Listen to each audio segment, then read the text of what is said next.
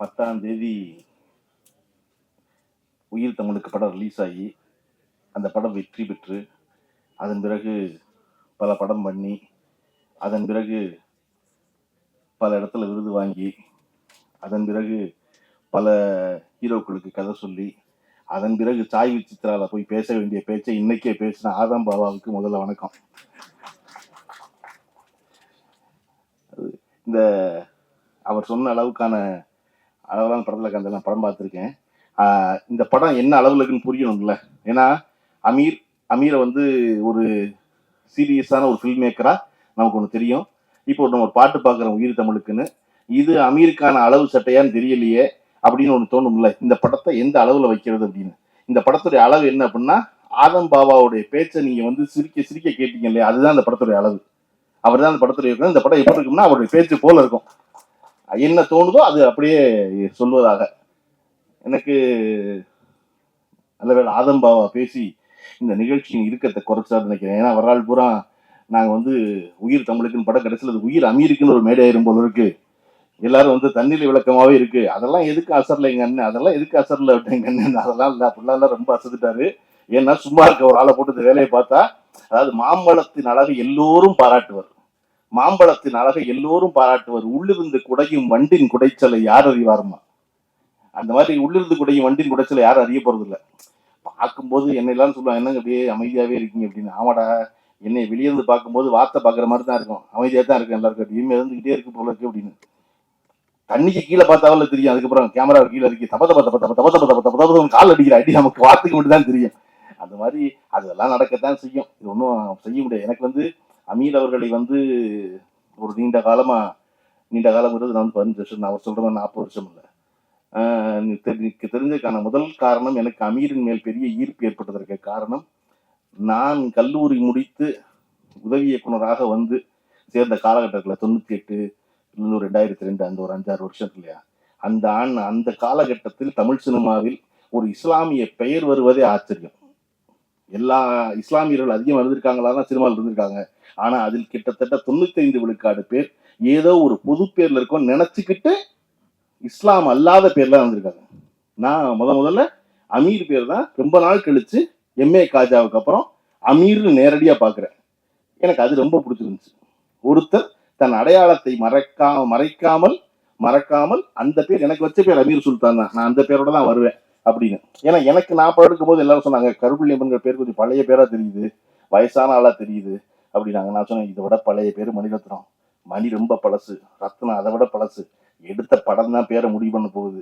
நான் நல்ல படம் எடுத்தா என் பேர் நல்ல பேர் ஆகும், நல்ல படம் எடுக்கலைன்னா என் பேர் நல்ல பேரா இருக்காது. அதனால பேர் மாத்திர வேலை வச்சுக்காதீங்க.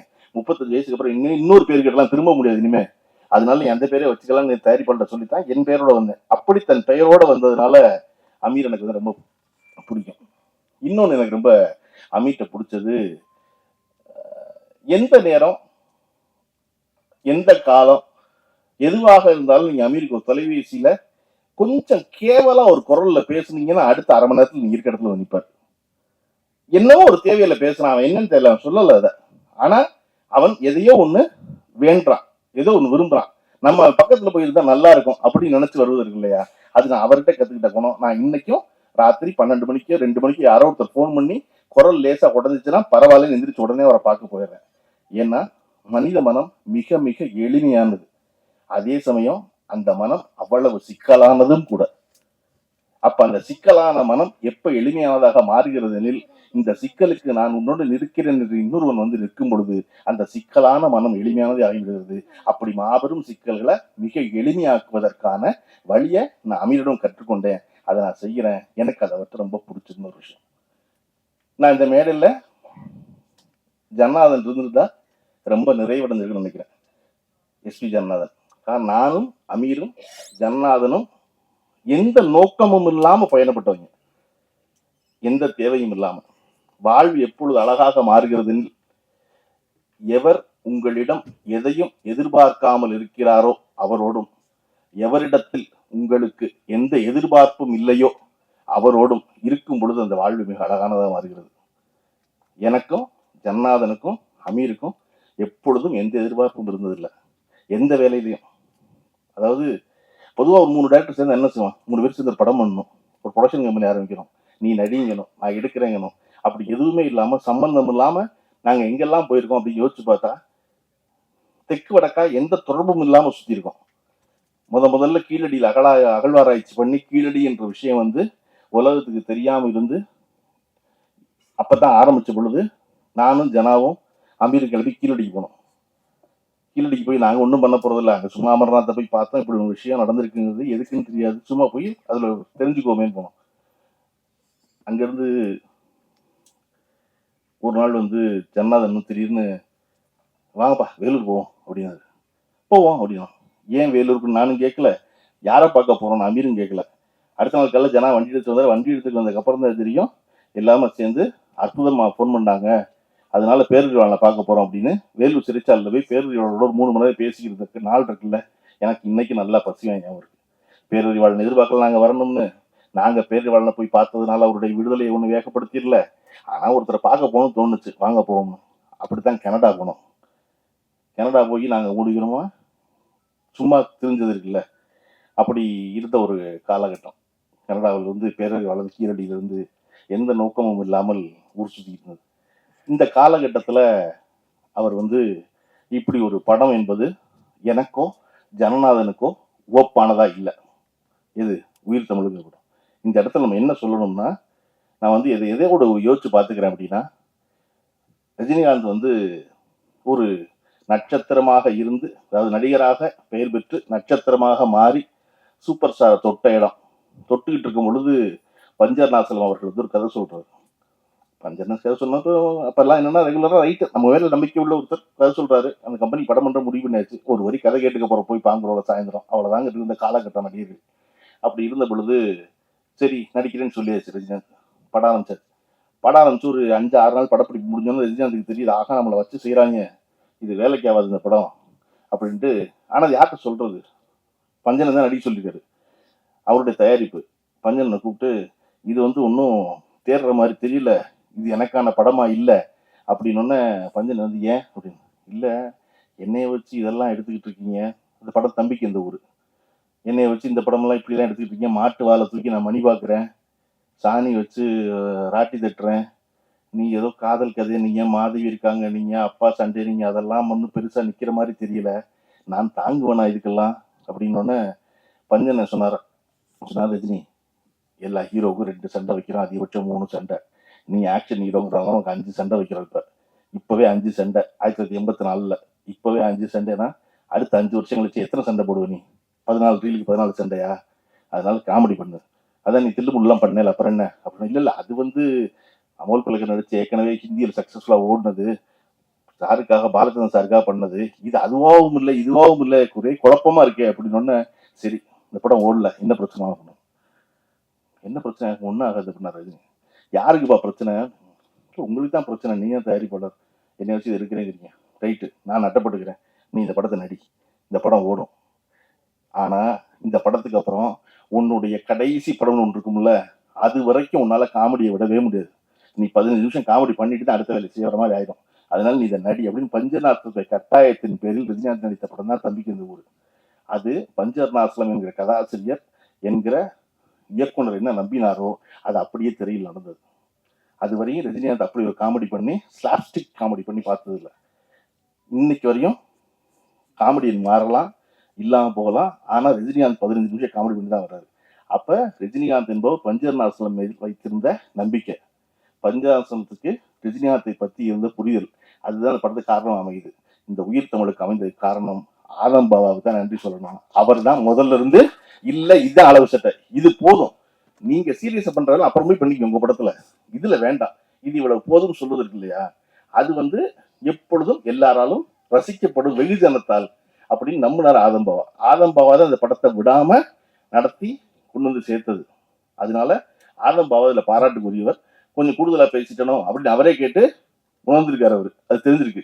அதனால வந்து இது வந்து லைவ் மீடியா பண்ணாலும் எடிட் பண்ண முடியல, படமா இருக்கிறதுனால திரும்ப திரும்ப பார்த்து எது கூடுதலா இருக்குன்னு தெரிஞ்சு எடிட் பண்ணி ஒரு அளவான அழகான ரொம்ப அதாவது தன்னை போல ஒரு படம், அது மாதிரி இயல்பா ஓடி முடிகிற ஒரு படமா அப்படி ஒரு படம். கதாநாயகி மிக அழகான ஒரு கதாநாயகி. எனக்கு இன்னைக்கு ரொம்ப நாள் கழிச்சு நான் படத்துல பார்த்துக்கிறேன், நேரில் பார்க்குறேன். ஒரு ஒப்பனைகள் இல்லாமல் இவ்வளவு இயல்போடு ஒரு கதாநாயகி தமிழுக்கு மீண்டும் வந்திருப்பது என்பது பெரிய மகிழ்ச்சி இல்லையா. அவர் ஆதம்பாவா சொன்னது ரொம்ப உண்மை. ரொம்ப இயல்புத்தன்மையோடு ஒருத்தர் இருக்கணும்ல ஒரு மேடையில. அப்படிங்கும் போது அப்படி ஒரு கதாநாயகி, அது போல மிச்ச நடித்த நடிகர்கள் எல்லாரும் அவ்வளவு சிறப்பாக இருந்தது என்பது. இதுல இந்த படம் ரொம்ப பாபா காதம்பாவாவுக்கு ரொம்ப முக்கியமான ஒரு படமா அவரே சொன்னாரு. ஒண்ணுமே பண்ண விட மாட்டேங்கிறாங்க எங்களை அப்படின்னு. அதெல்லாம் அப்படித்தான் எல்லா காலகட்டத்துல எல்லாரும் அதை செஞ்சுட்டே இருப்பாங்க. நீங்க இந்த படம் வெற்றிகரமா ஓடி அடுத்த படத்துக்கு மட்டும் உங்களை வாங்க வாங்கன்னு கூப்பிடுவாங்க. அவ்வளவுதான். அன்னைக்கு ஒரு புது எதிரி இருப்பான், அவ்வளவுதான். எதிரி மாறிக்கிட்டே இருப்பானே ஒழிய, வேண்டாம் நினைக்கிறவங்க மாறிட்டே இருப்பான ஒழிய, வேணும்னு நினைக்கிற மாறிக்கிட்டே இருப்பான ஒழிய, அதுவும் நடந்துகிட்டே தான் இருக்கும் இல்லையா. இன்னைக்கு நீங்க வந்து சாதாரணமா 1000 ரூபாய் சம்பாதிக்கிற ஒருத்தனுக்கு 100 ரூபாய் பிரச்சனை சரியா. நீங்க வரும்போதே ஆபீஸ் போட்டு வந்தவர் அசிஸ்டன்ட் முடியல டைரக்டர் ஆகுறீங்க. அவ்வளவுதான். லட்ச ரூபா சம்பாதிக்கிறவனுக்கு 10,000 ரூபாய் பிரச்சனை, கோடி ரூபாய் சம்பாதிக்கிறவங்க லட்ச ரூபாய் பிரச்சனை, 100 கோடி ரூபாய் வச்சிருக்கவனுக்கு 10 கோடி ரூபாய் பிரச்சனை அதே தான். அது மாறிக்கிட்டே தான் இருக்க போகுது. நீங்க வந்து எனக்கு காசி ஆனந்தனுடைய கதை, காசி ஆனந்தன் கதைகள் ஒரு புத்தகம் இருக்கும், எனக்கு ரொம்ப பிடிக்கும். நான் அடிக்கடி வந்து திரட்டுற புத்தகங்கள்ல அது ஒரு புத்தகம். அது வந்து காலையில வந்து சூரியன் உதிக்கும். சூரியன் உதிச்சா சேவல் கூவும். சேவல் கூவுனா சூரியன் மகிழ்ந்து தன்னுடைய வருகையை சேவல் வரவேற்குது அப்படின்னு நினைச்சாக்க மகிழும். மாலை மங்கும், மேற்கு நோக்கி சூரியன் கவலும், ஆனா கூவுறதுக்கு சேவல் வராது. மனம் நொந்து சூரியன் சொல்லும், எழும்போது வருகிறவன் எல்லாம் விழும்போது வருவதில்லை அப்படிங்க.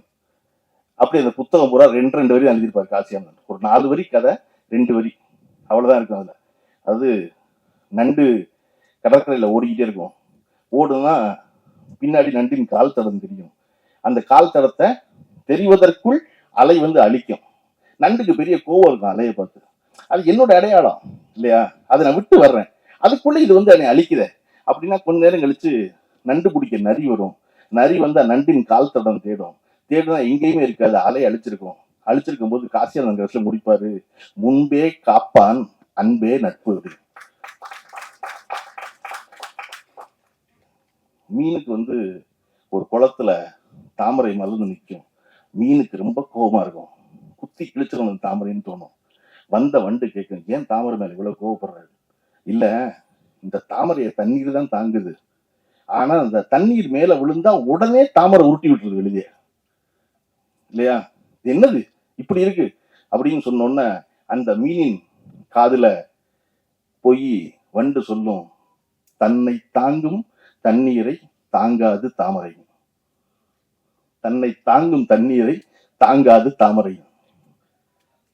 எப்பொழுதும் தாமரையை நிலச்சிருக்க வைக்க நினைச்சா தாமரை அவனை எல்லாம் புழைக்க வைக்காது. இது நான் சொல்லல, காசி ஆனந்தன் சொன்னாரு.